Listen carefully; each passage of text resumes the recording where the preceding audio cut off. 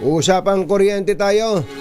Kausapin po natin si Energy Undersecretary Dr. Rowena Cristina Guevara. Yusek Guevara, magandang morning! Si Katunying po at saka si Ka Jerry. Kumusta po?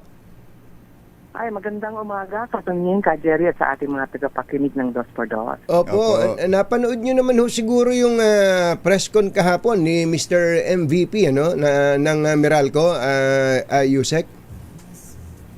Ay, naku, hindi ko yan napanood. Ganun. Sa MVP. Opo. Well, ang sinasabi po nila, hindi nila kakayanin, hindi sila makakasurvive pagka yung system loss charges ay tinanggal. Ay papasanin nila. Oo, ganito kasi yung system loss, Opo. Mayroong sinet na cap ang ERC. Opo. Pag lumagpas ang utility dun sa cap na yon, sagot na niya. Yes. Yung opo. below the cap, yun yung pwede niyang singilin sa mga consumers. Mm-hmm. Yung sinasabi naman nila, ng Meralco, ay kung wala silang gagawing technical solution para solusyonan yung tinatawag na technical losses. Kasi may mga technical solutions naman yan eh. Kasi makikita natin, kunyari sa Enerzones natin, ito yung mga economic zones natin. Ang average system loss nila 2.49% eh. Opo. So may paraan talaga na technically mapababa mo pa yan. Of course, yung pagpunta sa zero, medyo it will take us time, Opo. Pero kunyari yung theft, kasi yun yung mga non-technical loss, yung mga nagja-jumper ng walang metro, yung mga hindi nagbabayad, kasama yung sa systems loss. Yun naman pwedeng gawan yan ng paraan kaagad. Hinuhuli naman ho yan at pinagmumultan. Laki nga ng multa, di ba, Yusek? Hindi lang pinagmumulta, pwede kang makulong kasi Pilferage. Kaya nga eh. Sabi nyo 2 point ilan? Sabi din sa akin na para mahuli mo yan, kailangan may kasama kang pulis. Hindi naman ganun kadami ang pulis natin. May binanggit kayong figure, Yusek, 2.49. 2.49. Yan ang... pero zones natin yan. Pero ano po ang parang mayroon bang internationally accepted na system loss sa industry ng kuryente? Ang accepted internationally 2 to 5%. 2% hanggang 5%. 2 to 5%. Oo, ang bansa na may pinakamababa niyan ay United Arab Emirates, nasa 2% sila. 2%. Pero yun po ipinapasa rin nila sa consumers? Oo, pinapasa din sa consumer ang system loss sa ibang bansa. So, kung atin po bang i-breakdown, yung systems loss, alin po ang kayo na nga magsabi ano ba to para lang may idea po yung ating mga kababayan na nakikinig at nanonood. Oo, yung una yung tinatawag na technical system loss. Okay. Ito ay dahil sa physics. Kunyari, pagka tiningnan mo yung mga kawad ng kuryente, umiinit yan kasi dinadaluyan yan ng kuryente eh. Yung pag-init niya, losses yun kasi hindi naman yung nagagamit sa bahay o ng consumer. Tapos yung mga transformers, pag nilapitan mo, naririnig mo, naghaham sila, di ba? Kasi may dumadaloy na kuryente doon. Madami ding wires sa loob ng transformer. Umiinit din yon. Yung init na yun, hindi na natin nagagamit. So, loss na rin yun. So, yun yung tinatawag na technical losses. Technical losses, yung pangalawa, yung non-technical losses. Dalawang bagay yan. Pilferage. Yes. At saka non-payment. Pilferage, yung mga nagja-jumper na walang metro, di siyempre, nakakuha silang kuryente pero hindi sila nagbabayad. Meron din naman tayo mga consumers na kahit padala mo ng bill, hindi rin nagbabayad ng bill. Mapuputulan na yun. Mapuputulan na. Alam mo, meron tayong mga lugar na mahirap magputol kasi may nakakasang baril yung consumer. Totoo ba?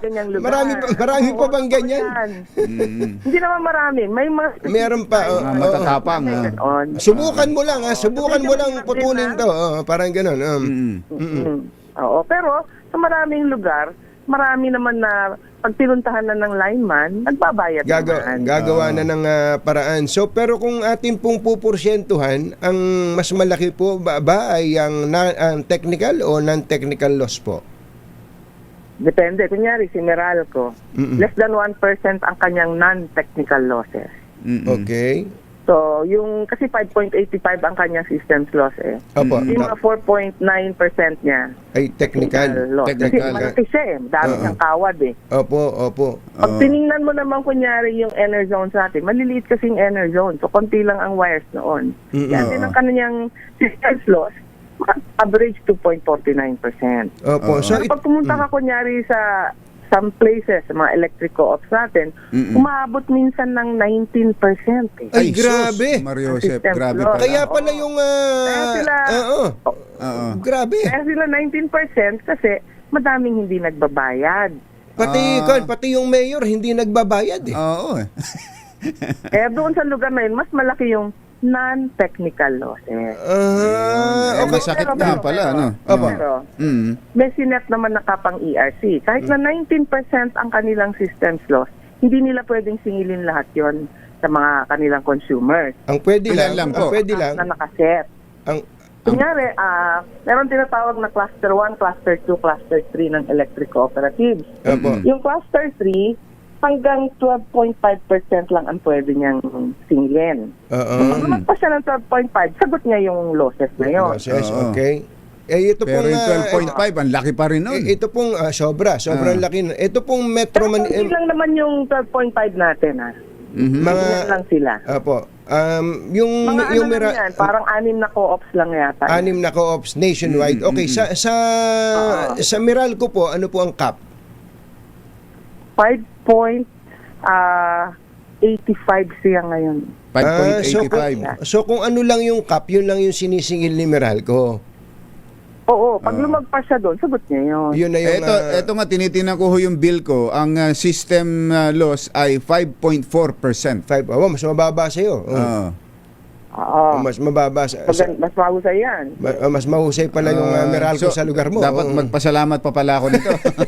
Yung 5.4% ay 935.48 pesos ang system loss na binayaran medyo ko. malaki. May kumpaho ito. May naka-solar naka-solar pa ako, naka-net metering pa ako. Opo, palagay ko baka Ring ka na sa lagay na yan. Opo, may jumper siguro yung kapitbahay mo. sa akin na Sa'yo baka sa'yo, hindi mo lang alam. Pero teka muna, ito'y bill ko na sa Meralco eh. Pero yun ho bang generation tsaka transmission, oo. ay may kanya-kanya pang sinisingil na system loss? Ay ang systems loss kasi natin, makikita mo ang nagko-collect niyan ay ang distribution utility. Yes. Opo. Pag tinignan mo ang generation cost mo, walang nakasulat dyan na systems loss. Tama Opo. po. Opo. Pag tinignan mo din ang iyong transmission, wala din nakasulat na systems loss. Doon na sa distribution, sila lang ang nangongolekta. Opo. So taga-kolekta lang si Meralco pero pinapartihan din niya na yan. Pinapartihan nyo, may party ho ba ng systems loss yung generation tsaka transmission? Ang assumption kasi natin, pagdating niya doon sa node ng distribution utility, doon na umpisa ng bilangan ng systems losses. Kaya naging bilang pabalik eh. Parang unfair so yata. wala Parang pala. Sa distribution utility, Distribution doon ang lang. bilangan ng systems loss. Baka naman Sa distribution feeders lang talaga yung losses. Kasi sila yung maraming linya. sila. Kaya tingnan mo ang NGCP. Ang linya nila, matataas ang voltahe. Kunyari, Oo. 500 kilovolts. Yes. O kaya, 138 kilovolts. Kaya matataas ang voltahe niyan. Mababa ng systems loss niyan dahil mababa yung amperahe na dadaan sa kanilang kawad. Malalaki kasi kawad nila eh. Oo, So, hindi malalaki. nila resistance. Pero pwede po bang humati ang generation companies at saka yung transmission company, ito NGCP, dito sa pinag-uusapan nating binabayaran ng ating mga consumers na systems loss? Hindi, kasi ang systems loss, ang bilangan nga, yung kawad ng distribution. Hindi binibilang yung kawad nila. Oo. Kaya wala talaga silang parte dyan sa systems loss. Kaya pala ang nasabi Tawag nga dyan, distribution feeder loss. Kasi sa Distribution feeder loss. Ayun, kaya pala ganun na lang ang hinagpis ni MVP. Yung kanta na Too big for the industry to absorb all of it, sabi niya. I won't survive. Hindi naman sila, no? Malaki nang ibinaba ng mga systems loss natin sa buong bansa. Dati double figures tayo eh. So Sa single figures na yung mga malalaking ano natin. paano po? Ano po ang recommendation ng Department of Energy considering na ito po ay binanggit ng Pangulo sa SONA at mukhang meron na pong legislation na gagawin po ang ating mga mambabatas. Tapatin nyo nga kami, kaya ba na from 5 point something to 0 ang babayaran ng ating mga kababayan? And if that will be the case, ano po ang sino magbabayad? Sino sasalo? Sasaluhin na ba ng kumpanya to, ng distribution company o papasanin ng gobyerno? O pwedeng pasanin din ng paghatian ng generation, transmission at ng distribution. Ganito kasi yan. Batas nga ang, sabi niya, batas ang nag-set niyan. Opo. Batas din ang pwedeng magpalit niyan. So ngayon, yung pagbaba ng systems loss, ang pwedeng style kasi dyan is magsiset si ERC ng cap. Sabi ko nga sa iyo kanina, pag lumagpas ka sa cap, sagot yan nung electric cooperative o nung distribution utility sa kanyang kita niya kukunin yun.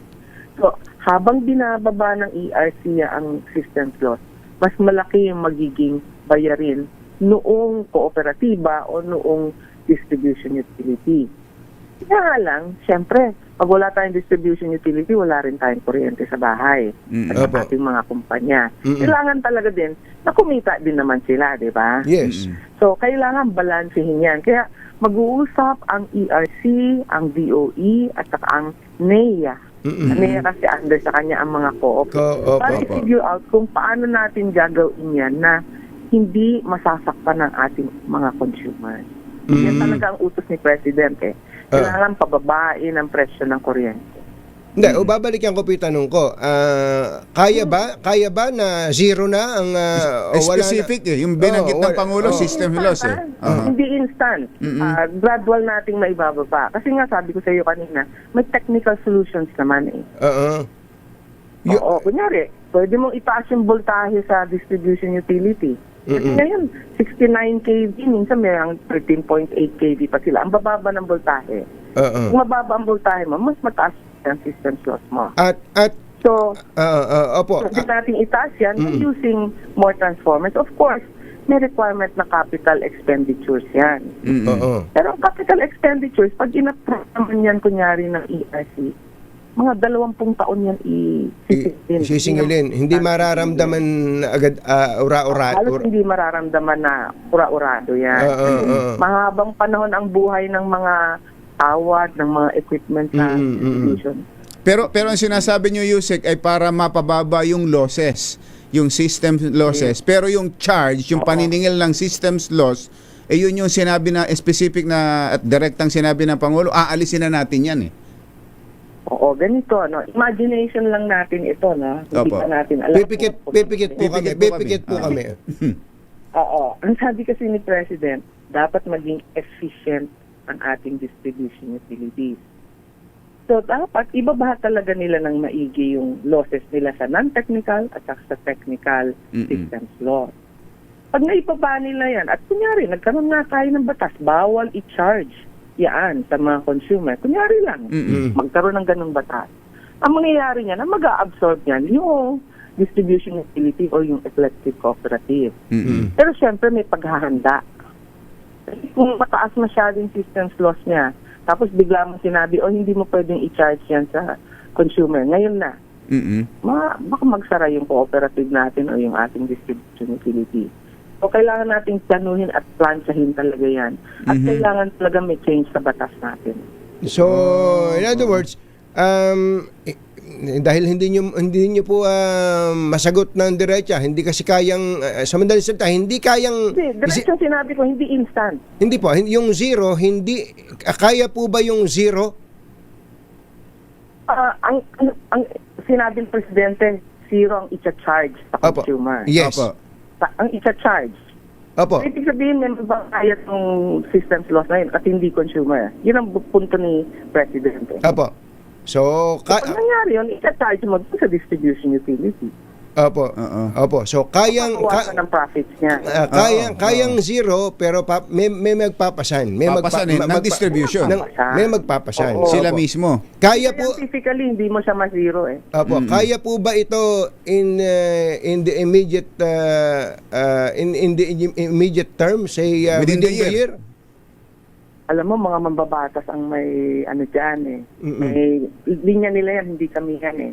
Opo. Policy making kami, sila law making. So batas kasi yung kailangan. Yeah, pero sa parte po ng DOE, pwede na po kayong gumawa ng recommendation say within within next week o ganon. Hindi instant yan. Kasi paaralin natin, sabi ko nga sa'yo, may distribution utility tayo, more than 20% ang systems loss eh. Kailangan aralin natin, bakit ganun kataas siya? Saan ba napupunta yan? Ano yung mga potential solution? Magkano yung solution na yon? Hindi kailangan buo yung solution mo, hindi pwedeng tagmin-tagmin lang yan. Kaya Pag present namin yung recommendation. hindi, pero mabuti Mabuting kami ng mga 3 buwan para mag-coordinate. 3 buwan. 140 kaya ang distribution utilities natin. Hindi, magandang bagay po na sinasabi po niyo, Yusek, na hindi ito ura-arada. Mahirap kasi yung mga kababayan natin, akala bukas mawawala na yung system yung loss. charges sa kanila. At least alam niyo, pero kailangan ding mag-apura. Nung marinig ho kasi sa zona ng Pangulo, nung marinig sa Pangulo yan, ang ine-expect ng mga kababayan natin, uy, sa susunod na buwan, wala na akong system loss. Parang ganun eh. May ganun. Kaya kami nangungulit sa DOE. Tawag kami ng tawag para po ito'y maipaliwanag sa ating mga Thank you nga pala. Alam mo, maganda't pinag-uusapan natin. Yun na-educate ang ating publiko. Opo, tama po. At pwede niyang bantayan yung utility niya, nakababain yun. Yes, opo. Naku ma'am, dalas-dalasan namin tawag sa inyo dahil hindi na kami pinapansin ni Secretary Garin. Ano? Kayo na lang. Oo. Walang problema yan. Everything ka, Jerry. Opo, maraming salamat po, Salamat po, Yusek. ma'am. Yusek Guevara, magandang umaga po. Bye-bye. Bye-bye. Si Dr. Rowena Guevara ng Department of Energy Undersecretary. Kasama ang 2x2